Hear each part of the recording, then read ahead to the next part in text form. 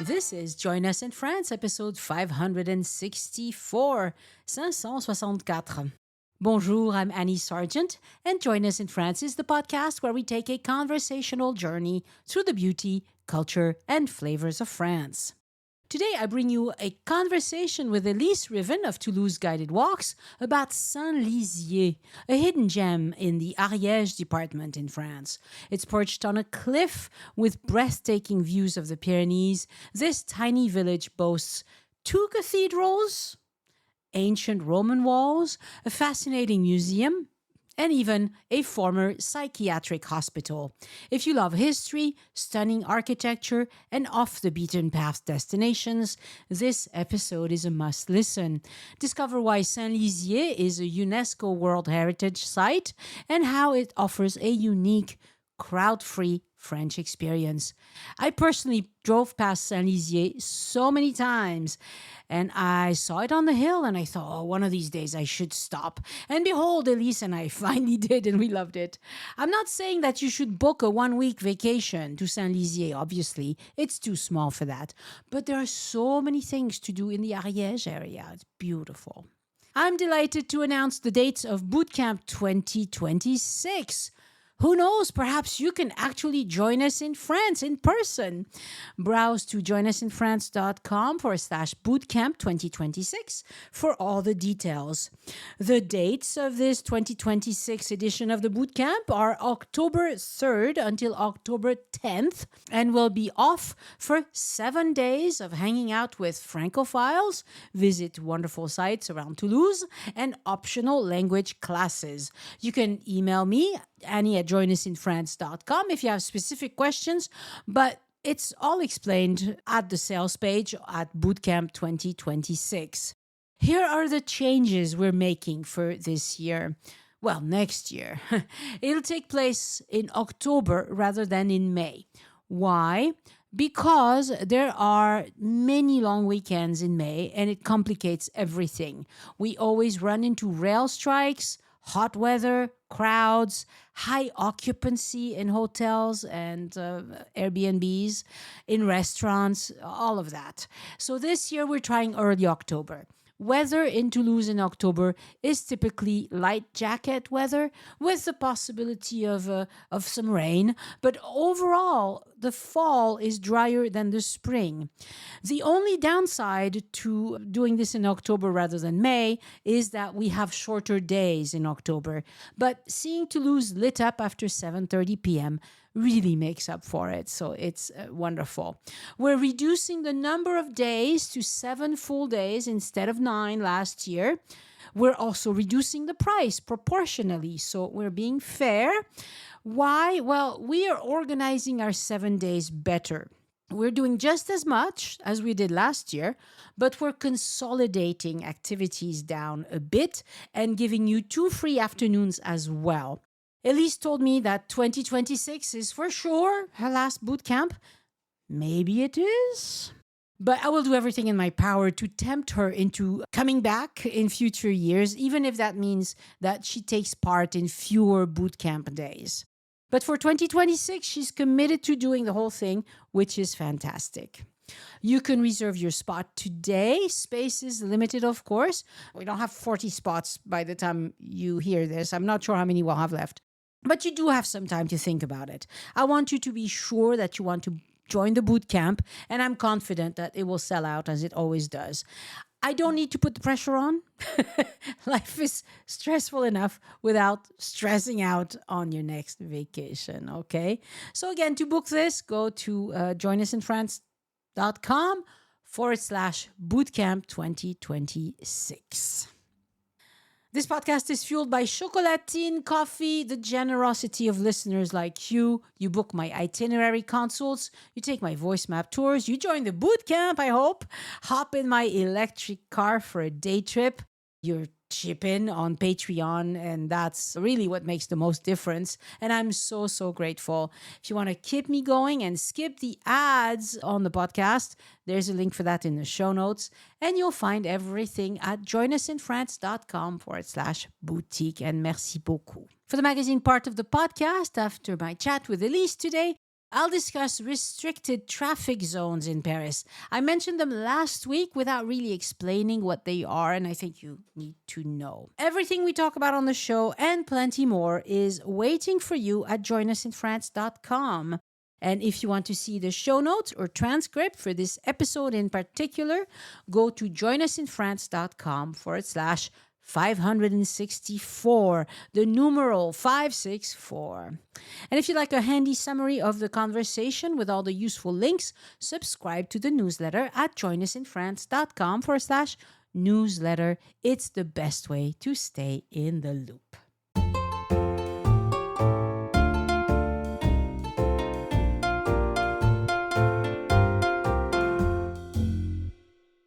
Bonjour, Elyse. Bonjour, Annie.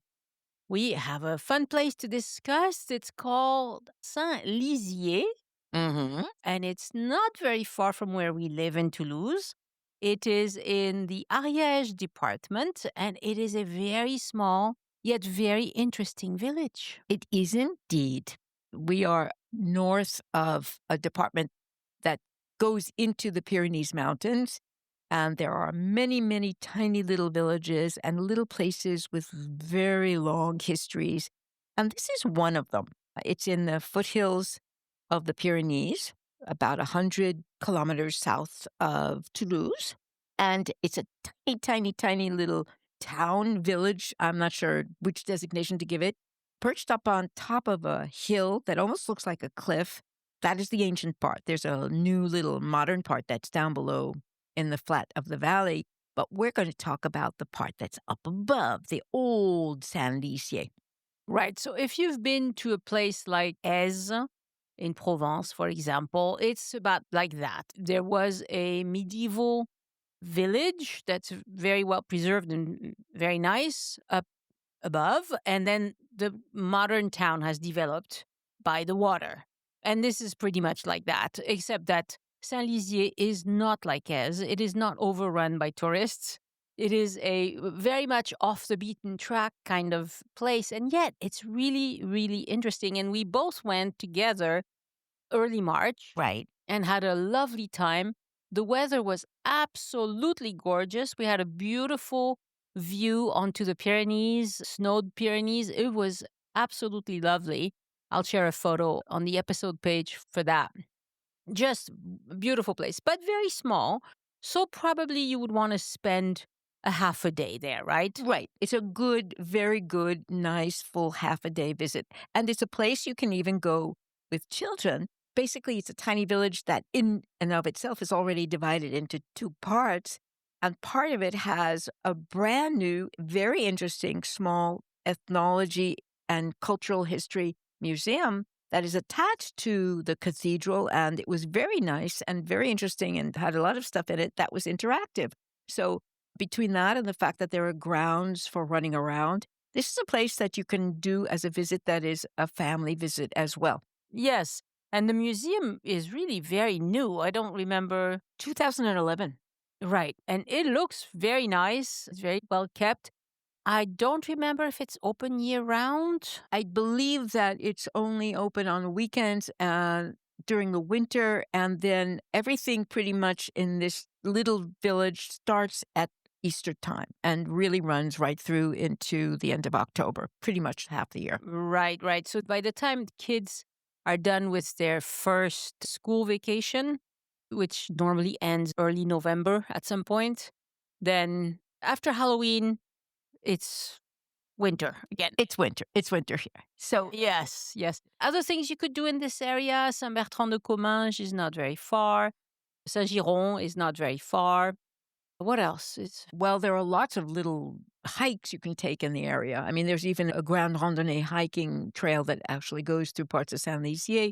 I mean, it depends on which time of the year, but you can do a lot of outdoor things. There are places nearby, I think, where you can even go horseback riding.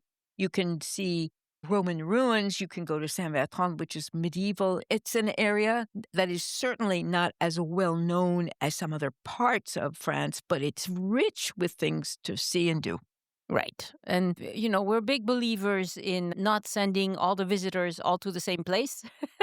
Absolutely. We like to spread them around. We love visitors, but we don't love it when they all go to the same place. No. So that's why we want to tell you about these extraordinary little villages outside of Paris. This is probably what, 8 hours drive from Paris, 9 hours drive, something? Yeah, well, we're getting down there. You just keep going as the crow flies a little bit more, and you're already in Spain. It's a lot closer to Spain than it is to Paris, yes. It is.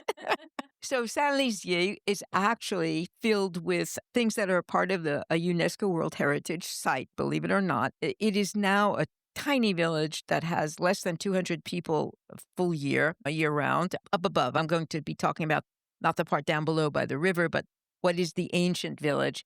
It is still half surrounded by its ancient walls, which are from the 300s. They were built at the end of the time when it was still part of the Roman Empire by the people that have come to be called in France the Gallo-Romans, because I don't know if you remember this from any podcast, but when the Romans came through here, they mixed with the local population.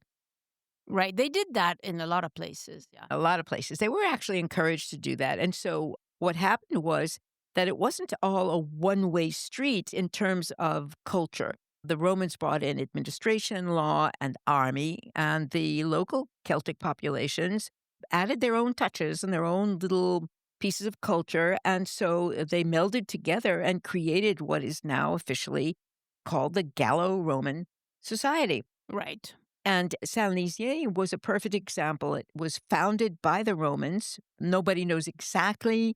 There is a legend that it was Pompey himself coming back from his conquests in Spain that founded the tiny site in 72 BC, but that isn't probable. But what is true is that when the Romans came through, they established a series of small defensive towns in the foothills of the Pyrenees, really running east-west from the Mediterranean to the Atlantic, and largely for commercial purposes. And it's became a series of routes that have now the vestiges of what was the local population, some of the buildings. And Saint-Lizier, believe it or not, still has a piece of the walls that were built at that time that are almost a kilometer long. And it is rather remarkable because these walls are 8 meters high. That is almost 30 feet and 2 meters thick. And they're made with local stone and mortar and some brick. And there are still 10 of the original 12 towers that surrounded the entire structure standing, not necessarily complete, but standing. There's enough of it that many of the buildings in the tiny town are still built into and up against the walls. Yeah, and you see the defensive wall very well when you visit the museum. Yeah. You can park not far from, you can park right along that. Right along it. Ancient wall, yeah. It's actually very fun. It's beautiful. Yes, and as Annie said, we were extremely lucky because where it is situated, it's situated on top of a very steep hill that is on the southern side, that is on the northern side of the river. And so when you go up to the top, you have a view looking south into the Pyrenees Mountains with the valleys in front of it. And on a clear day, you can see forever. On a clear day, you can see the different valleys and the peaks. And some of these peaks, of course, have eternal snow. They have snow even in the summertime. So it's absolutely magnificent as a place to see, and gives you an idea of the majestic Pyrenees Mountains, which are not something we talk about that often, actually. It's true because there's not, that's the thing. We're going to take a trip to the Basque Country, which is the other side of the Pyrenees. But there's not that many major attractions along the Pyrenees. Lourdes, Yeah. Pau, Tarbes, if you really like horses. Yeah. And lots of tiny villages with teeny little churches that go back very, very, very far.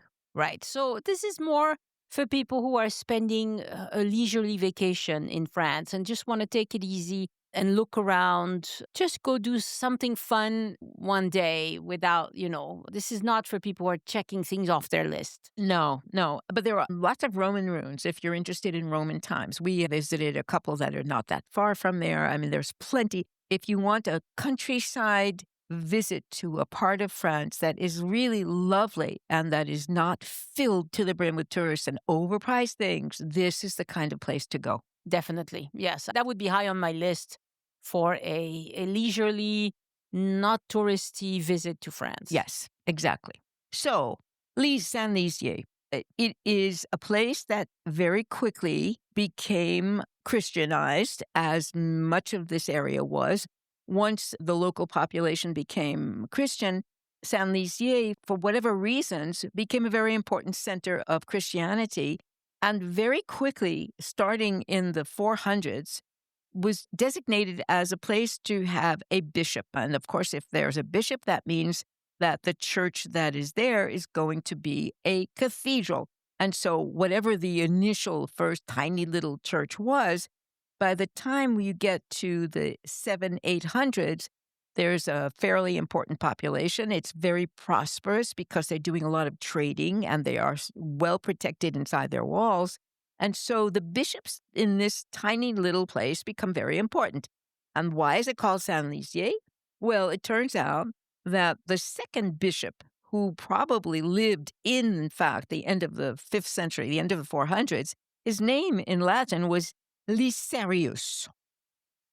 Yes, I can see how, yes, Lysarius to Lizier, yep. Yeah, just like Saint-Sernin in Toulouse was Saturnus. Yes. And so that it gets shortened and slightly changed when you leave the Latin and you go into whatever you want to call the local language.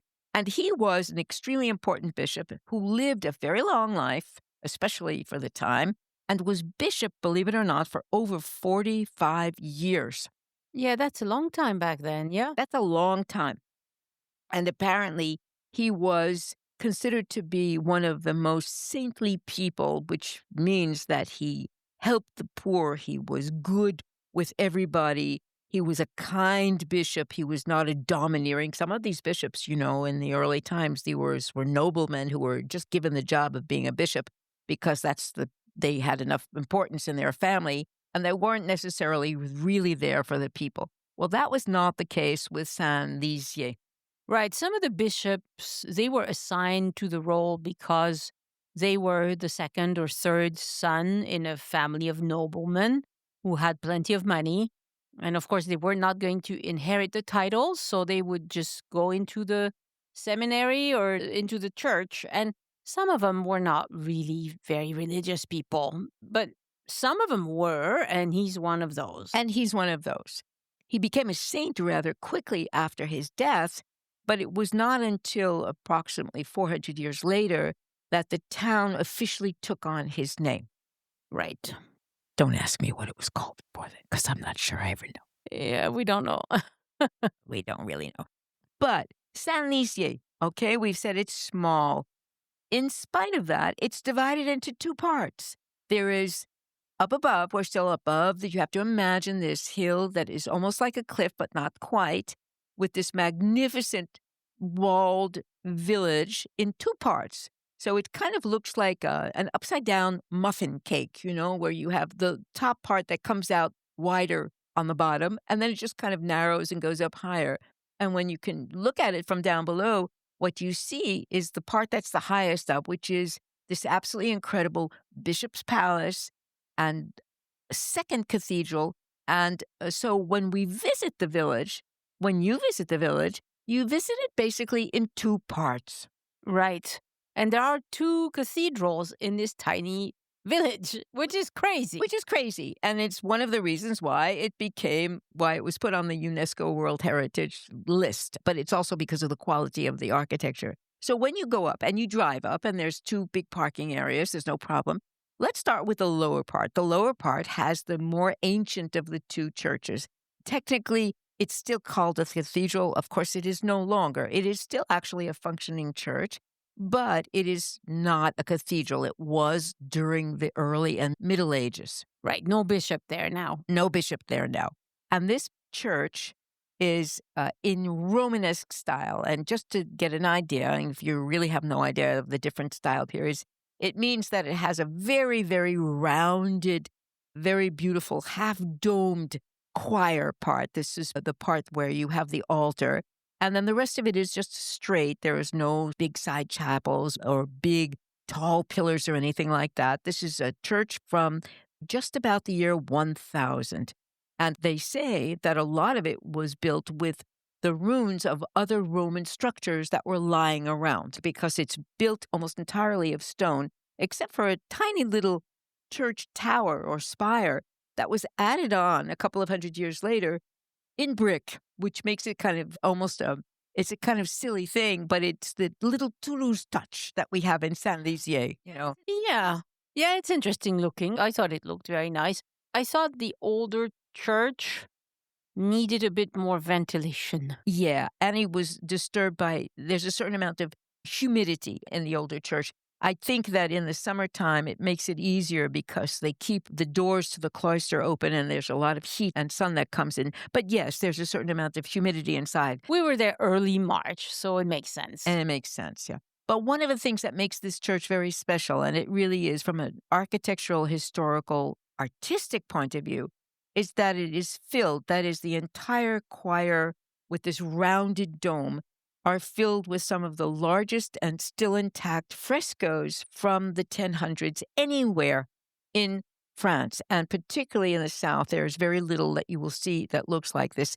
The imagery is large figures in almost what is considered to be a Byzantine style, which is very frontal.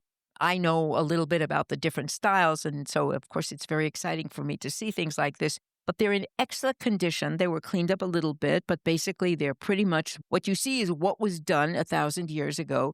And they are one of the special reasons that this church is so important. There's also a cloister. Yeah, yeah. A very nice little cloister. It's not that big, but it's got all its original columns and archways. And it's very peaceful, as most cloisters are. It's just a relatively small one. There was a second level added on, strangely enough, in the 1700s in brick. So down below, you have this very beautiful stone cloister with these carved columns and everything. And added on as like an afterthought, that many hundreds of years later, you have this second layer that's kind of like a gallery that runs around the top that's made out of brick. The top you don't have access to, but it's easy to go. You go into the church, you visit the church, and then you can go into the cloister and take a look at it. And then from the cloister, there's a door that leads you into a small room that has some of the sacred objects that were kept in there because, of course, this is from the time when it was actually the cathedral. And this is the cathedral that Saint-Lizier actually started. We can put it that way. And what's interesting is that this is down below, and next to it, or actually right behind it, is a big building that was added on quite a number of hundred years later. I would say it was probably in the 1600s. And in that building, you have something that's actually a curiosity that we both visited and enjoyed, and that is an apothecary shop. Yeah, so, okay, how can we compare it? Like, if you went to Bonn, Les Hospices de Bonn, Right. they have a apothecary shop inside.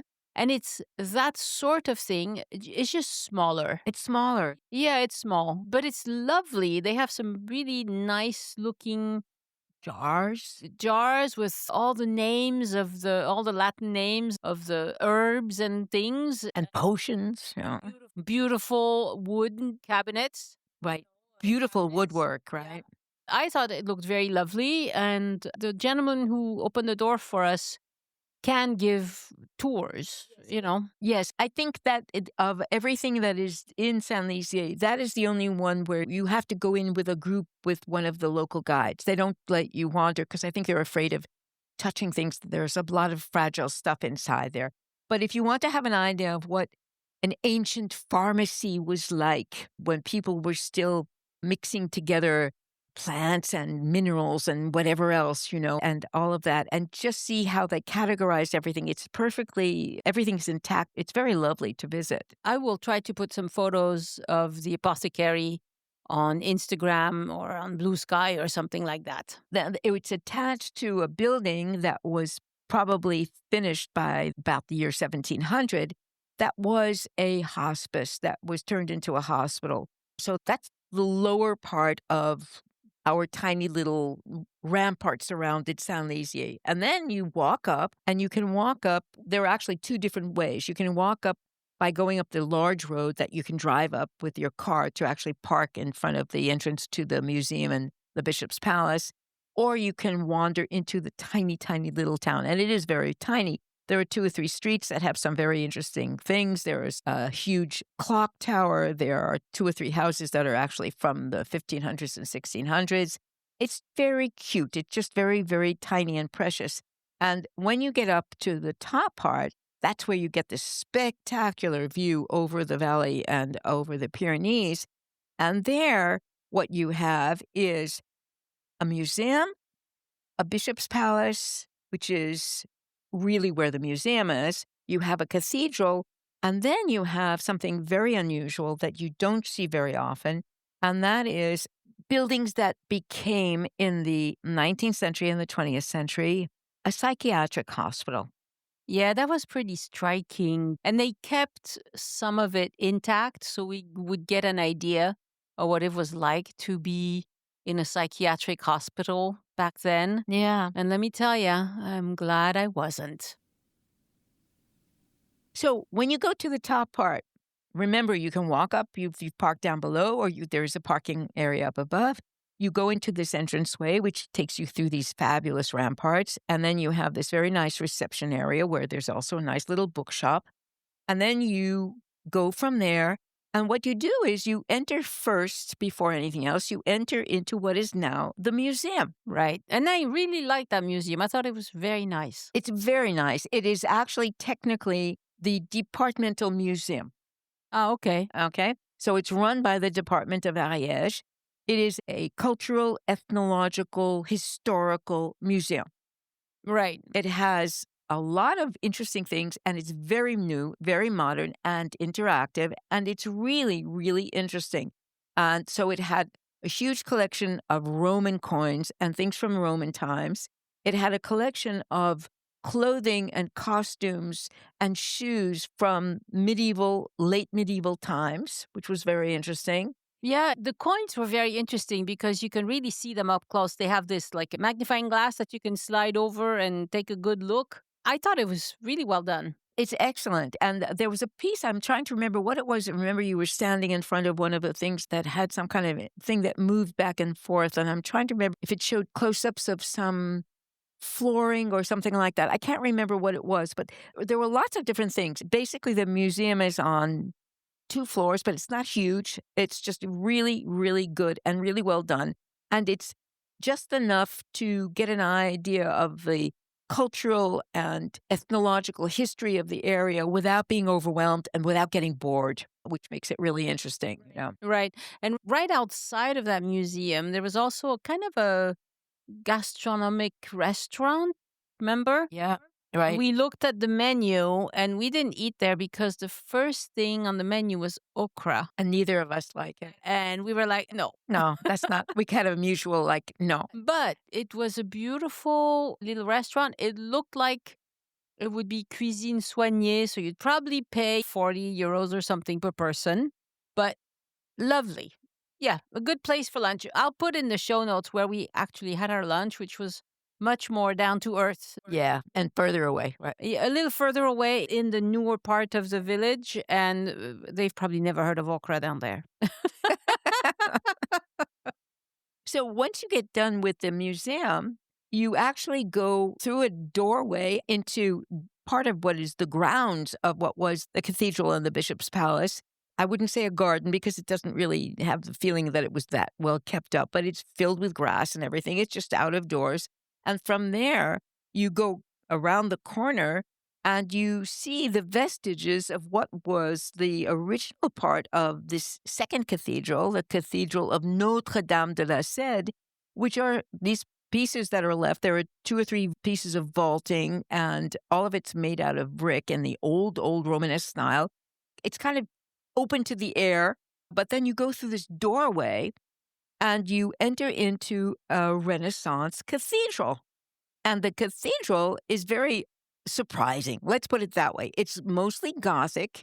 It's what's called Southern Gothic, which means that it's one big open space. There are no side aisles with narrow alleyways or anything like that. But it is actually considered to be the Sistine Chapel of the south of France. Well, I thought the ceiling was very nice. Okay, not quite the Sistine Chapel. Not quite. There won't be people pushing you around either. No. But it was very beautiful. I like the theme that they had. So they had all these figures of women that looked like Amazon, like, warrior princess kind of women. And those are the Sibyls. Yes, they're called the Sibyls. And you mentioned in passing that it was Notre-Dame-de-la-Sède, and I should say that's spelled S-E-D-E. S-E-D. S-E with an accent grave. Yes. Yeah. So this cathedral was built by a different bishop, and then we're talking now about the end of the 1400s, beginning of the 1500s. So this is way, way, way after the time of Saint-Lizier. And that bishop's name was Jean d'Aula, D'-A-U-L-A. And remember, bishops had enormous amounts of power and money, and they could do what they wanted. And what he did was he took this ancient falling apart cathedral and rebuilt it in what was for him modern style. And the modern style was Renaissance style with beautiful ribbed vaulting in the ceiling. And what you have then is he hired the painters, the artists, to do this, what is called program. He decided the theme for the paintings. It was very common, apparently, at the time. This was one of the ones that was in fashion at the time, was to do 12 figures. And number 12 is considered to be a magical number anyway. The 12 apostles, yeah. And the 12 zodiac and everything That's true. Yeah. And so he chose a theme that was very popular and common at the time, these 12 Sibyls, which were figures from antiquity that are supposed to have been able to predict the coming of the Savior, even though they lived 2,000 years before that, So that is their... Yeah. I mean, if you're a Sibyl, you can do things like that. Exactly. Exactly. I like the one called Europa. She looked very mighty. Did she look mighty? Yes. Yeah, they're did. very large figures. One of the things that's really amazing about this is frescoes. And these are huge figures, very, very, very well done so that they fit the curve of the ceiling and come down the walls. But they're large. They're not like what you see in very old little chapels and things like that. And next... Sorry, a fresco. This is something that they paint on wet stucco, isn't it? How do you paint something that big on... A little bit at a time with the scaffolding. So you put stucco on a small area and you paint it? It's actually plaster. I was just reading about it. They were saying that they did an analysis of it. It's a form of fresco. It's a form of fresco that they were using live lime to make a kind of plaster. But the problem is, and this is one of the reasons why you have to be amazed when you see any of these works, doesn't matter where you see them, is that you have to work very quickly. That is, you basically grid off a section at a time. You have to have your sketching done already, probably with charcoal or something like that, so that you know what you're doing. And you have to have everything ready. And then you take these pigments that are ground down and mixed together, usually with something like, very often they use things like rabbit glue and things like that, which is... Rabbit glue? Yeah. They used things that were basically animal, that were a binder. And so that you could, because otherwise, if all you have is powder, you can't paint with powder. Right. You have to have something, and it can't be water. So it had to be something that would not dissolve and spread. So, that would stay intact. Yeah, it doesn't look like it's spready. It looks like, I don't know, it looks like they painted on top of something, but they really painted inside of. Yeah. Inside it. And this is the reason why once they got to the late Renaissance, and this is, of course, first in Italy, and they discovered tempera, which is not using fresh plaster, and then oil paint. They didn't do fresco anymore because it's too much trouble and too much work, and it's too hard to do. You have to have an execution that is absolutely impeccable. You have to really know what you're doing, and you have to work very, very, very fast, because once the plaster sets, it just sucks up the pigment, and it becomes one with the pigment. And if you go to museums like the Louvre or any of the museums in Italy, and you see, like you can do in the Louvre, a chunk of wall that's fresco, they've cut the wall off. They've taken the entire wall to take it to the museum and put it there so you can see it. This is not like something on a canvas where you can just roll the canvas up and walk away with it, you know. Yeah, it's built into the wall. It's like you do plaster and then you paint inside of your plaster. Absolutely. That's what it is. That just seems crazy to me that you could do that. And it doesn't look like they had built a grid. It looks like somebody painted this whole massive figure of Europa all in one, like, she looks like a great big Amazon or something. Yeah. An Amazon. That's exactly. And next to her, in each of these sections of the vaulted ceiling, you have one of the 12 patriarchs of the 12 tribes of Israel. Because at this time, that is in the 1400s, 1500s, these were the themes that were the most popular to use. And the Old Testament was used a lot. And antiquity was used a lot.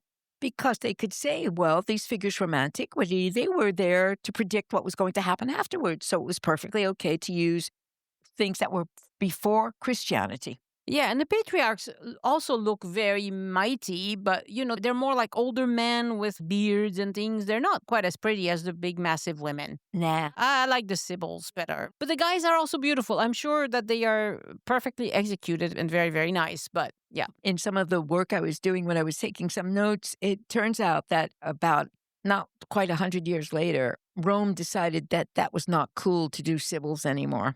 Why? Because they were barbaric. They were from a time before Christianity, and they were not supposed to be shown on the walls anymore. So they got them in, and then that was basically the end of it. Well, yeah, it's not like they could take the painting down. No. So the church is absolutely, it's not that huge. It's one big open space. It's very airy and light. The background colors are kind of beige. The colors of these figures are kind of oranges and very light, warm colors. It's really, really lovely. And the figures come down the sides of the walls. So you have the whole ceiling and the sides of the walls. And up at the front, since this bishop was able to redo pretty much everything, he had a whole bunch of what are called stalls put in the choir. And stalls are carved seats that the choir sits in. And they are magnificent. And they're all made out of walnut and oak. And they all are from the very beginning of the 1600s. So this church is really very carefully restored. They have done a lot of work on it in the last few years to clean it up. It is no longer, as I understand, but I may be wrong, it is no longer used as a church. It is now there to be visited and to be seen. Mm-hmm. Yeah. Once you get done visiting this cathedral, then you go outside again into the grounds. And when you come around, you come to these very strange low-lying buildings. And that is where you have this very strange thing that is the space that was indeed the psychiatric hospital. Right. So psychiatric care, I mean, there's movies about this. Like, it used to be very scary what they thought was okay to do with psychiatric patients. I don't know anything about it, so I'm not going to make a lot of comments, but it looked pretty bad. They had these deep baths, like bathtubs, that they would give them baths into. Like, what was this? Like, was it hot water, cold water? What'd they do? I don't know. I don't want to know. It looked not okay. But they have to preserve these things because this is the history of psychiatric care, which was not ideal. And again, like the Hospice of Beaune, it's really a museum. What's fascinating about this is that in the year 1801, Saint-Lizier lost its bishop. It was no longer qualified as being capable of having a bishop. The bishopric was moved to Foix, which is the biggest city in the department of the Ariège. And they had all these buildings. They had the bishop's palace that he lived in. They had this church. And instead of destroying it, this is what happened. Napoleon took power. And Napoleon made a law or decree. I'm sure it was more of a decree than anything else. He's the one, of course, that created the departments in France. And he made a decree that each department had to have what he called a dépôt de mendicité, which meant that it was a place where the poor and the homeless could go. Mm-hmm. And initially, it was destined to be just for that. That is, for the homeless and the extremely poor, so that they had a roof over their heads, and they could be given a minimal amount of care. What is interesting is that very quickly after that, it soon became a place where they would put people that were what we would call mentally disturbed and what was called in the 19th century alienated, which is a strange and very disturbing word, Yeah, like they were somehow outside of themselves. outside of themselves and outside of society, really. And so they took the bishop's palace's outbuildings and they turned them into a place for the people. And little by little, it stopped being just for the homeless and became more and more just for the mentally ill. And so by the 1830s, that is what it was. And of course, this was a little bit before there was actually any idea of what real psychiatric treatment or care was. But by the middle of the 19th century, there were the beginning of what we would now call psychiatrists. And they were trying as much as they could with what they could understand to take care of these people. And interestingly enough, because it was also part of the thinking of the times, if they were not completely dysfunctional, they were actually sent out to work. And so they lived in these hospitals and they slept there, but they were given chores to do, usually manual things outside, thinking that being outside in the fresh air would help them. Well, it would help me. It'd be better than being cooped up in those. Yeah, well, we saw a couple of the chambers and a couple of the other things that they used, and it was not very happy. No. In the end, this place was used for a total of 158 years. It was actually closed in 1969. Oh my God. I was alive then. We were both born and. Oh, yeah. Oh, yeah. According to the history of it, it was actually a regular full-blown psychiatric hospital starting in the 1930s. So you have a long history with this building. And what they have decided to do, interestingly enough, just like with the other part that is museum, they decided to keep this as a testimony to the past. I think this is part of the idea that you can't move forward until you really see how things were done in the past.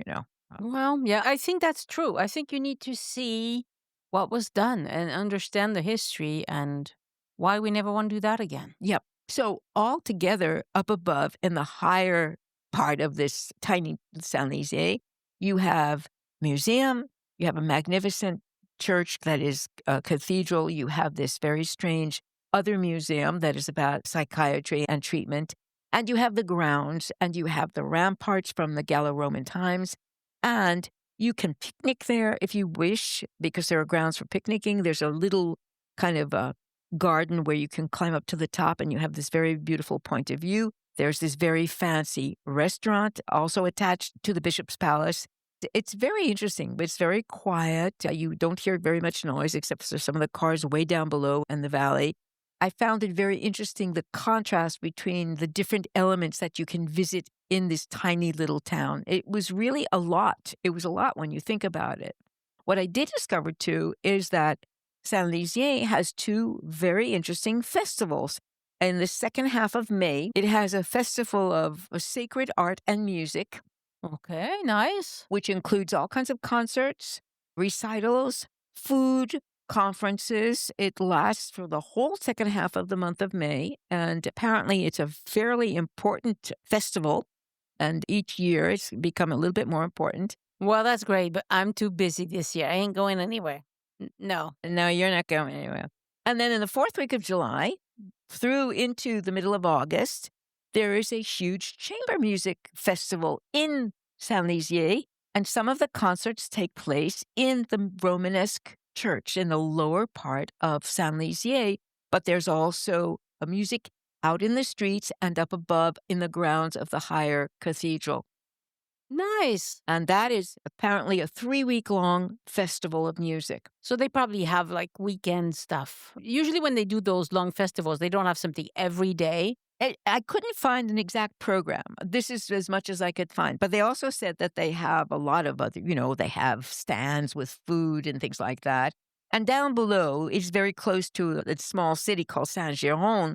On the first week of August, they have a huge street festival where they have street theater and jugglers and clowns and performances and all kinds of things like that. So that tiny little area has a lot going on in July and August. It's really the time of the year that is really must be a lot of fun to go there, you know. And it's not super duper hot most years. Sometimes it can get very hot, but it's not a part of France that is very hot generally, you know. I don't know if we noticed it, but I'm sure the Saint-Lizier must be at least 400 meters high, which is already, you know, it's like 1,200 feet. It's the kind of place where in the evening it's going to get cool, and cool enough to not be uncomfortable. You know, it's really nice. And the only other thing, and it's not directly connected to it, but I have to add this because I just get such a kick out of it, having only seen this once in my life. Very close by, there are some very tiny little villages. This is a rural part of the country where you have lots of shepherds who have their flocks going up into the mountains. And there are lots and lots of tiny little villages really scattered everywhere. And it turns out that in the first and second weeks of June, so the first half of June, there is what is called in France the transhumance, something you would never see in the United States under any circumstances. And this is when the different farmers take their sheep and their cows, and in this case, even horses, and they take them up to high pasture land where the grass is green and where the air is cool. And so there's a whole big festival. They have music, they have dancing, they have people wearing costumes. I've seen this once where they put flowers and all kinds of things on the cows and the head ewe that's leading the group, with, you know, and the horses. And there's the people walking around playing music at the same time. And these animals, thousands of them, walk through the streets and walk all the way up miles to go up into the high pasture land. So this is the kind of stuff that you can do that is so different from your typical trip to France. Yeah. And typically these transhumants, they also have some very nice dogs working the herds. So it's fun to watch the dogs. Very beautiful. Very beautiful. Yeah. One more thing. Before we went, I had looked up Saint-Lizier in the newspaper, which I like to do because, you know, and I found a ton of articles about the curé de Saint-Lizier. Oh, that's right. The recent curé. It's pretty recent. It's in the last 10 years, I think. Yeah, 10 or 15, yeah. Yeah. He was a thief. He actually went to prison. And the lady, because when I mentioned it to the lady, she looked at me like, yeah, well, you know, we don't like to talk about that. We don't like to talk about that. But she said that, because, you know, he embezzled a ton of money. And I wondered, how does a priest in a small place like this do that? And he used to say to his parishioners that he wanted la quête silencieuse. La quête is when they go around asking. When they pass around the basket, right? And silencieuse because he only wanted bills to be put in there, not coins. And he embezzled a ton of money. Yeah, this was apparently about 20 years ago when Yeah. Like 100,000 euros or something. But he actually went to jail. So there you go. Well, we don't want to end on such a bad note. You know. I just thought it was interesting. If you look up the, you know, like news sites, you will find stuff about this. But it is true that it is a lovely place to discover. And I encourage people to go off the beaten track. And if you have a week to spend with a car traveling around, it's green, it's clean. This is a part of the countryside where you have the majestic mountains behind you and wonderful surprises at every turn. And I'm sure the Tour de France goes through there some of the time. They must some of the time. Because that main drag that goes, you know. The main road down below. Yeah. And I use it often because when I go to my brother's country home, which is not far, but it's in the Haute-Garonne. So it's kind of close to the Haute-Garonne anyway, but it doesn't matter. I mean, that's just something that we notice. Which department are we in? Eventually, I think they'll get rid of the departments, but there might be a revolution before then because French people really like their departments, even though they don't do anything for us, really. It's the number. It's the number. Yeah. We have a department number. So, Haute-Garonne is 31, Ariège 09. 09, yes. And go to the Ariège. It's lovely. And Saint-Lizier is a wonderful, wonderful surprise. Agreed. Thank you so much, Elyse. You're welcome, Annie. Au revoir. Bye.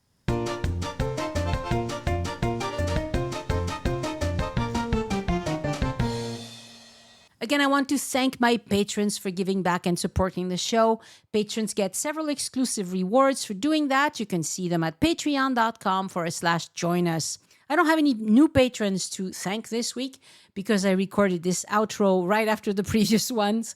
But patrons are truly what makes it possible for a podcast like this to exist over the long term. So thank you so much. Would you join them too? You can do it for as little as $3 a month, but if you can afford it, I would love to have you pledge more so you can have access to more of the rewards. Go to patreon.com/join us. That's Patreon. Join us, no spaces or dashes. And to support Elyse, go to patreon.com/Elyse Art, ELYSART. Let's talk about restricted traffic zones in Paris. Zone à trafic limité, ZTL.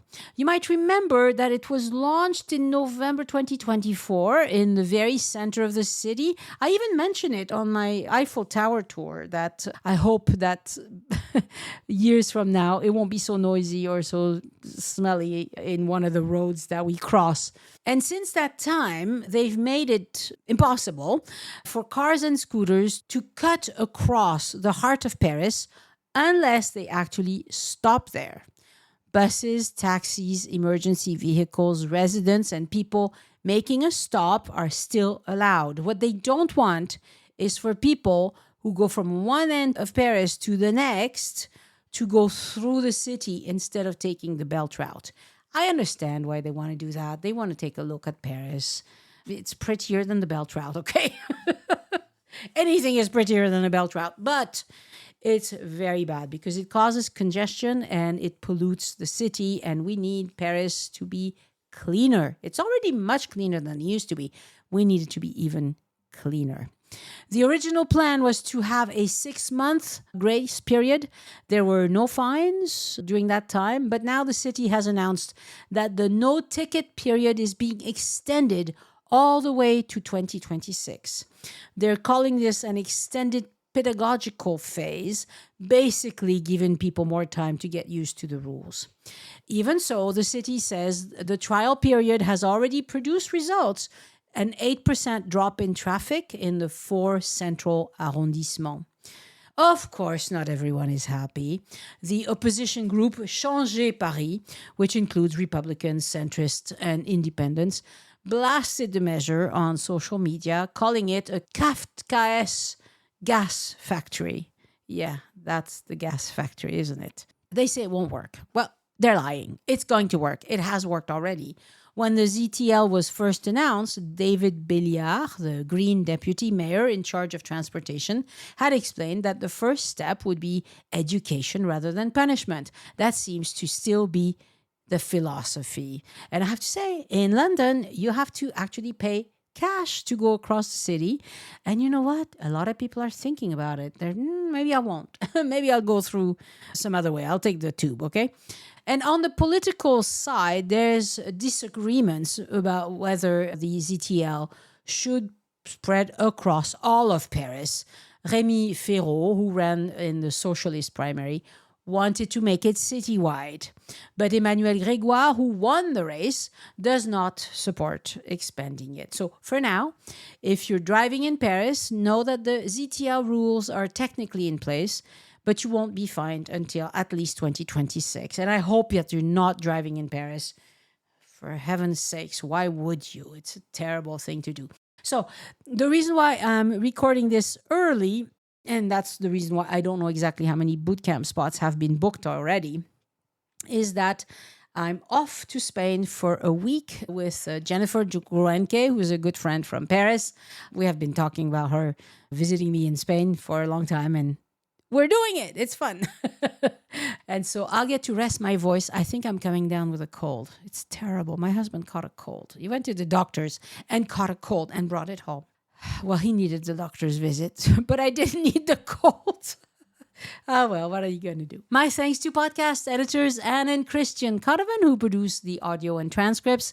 Next week on the podcast, an episode about traveling solo in France at 70, budget tips and hidden gems with Elena Fedorek, the wonderful boot camper, and a lady who is full of spunk, you'll see, and full of great ideas. Now, she travels a lot. She doesn't have an unlimited budget. And you know what? She makes it work and she has a great time. And so you don't have to be 20 to travel fairly cheaply. You can do it at 70 as well, and nothing bad happens. It's actually a good idea. Thank you so much for listening, and I hope you join me next time so we can have a look around France together. Au revoir.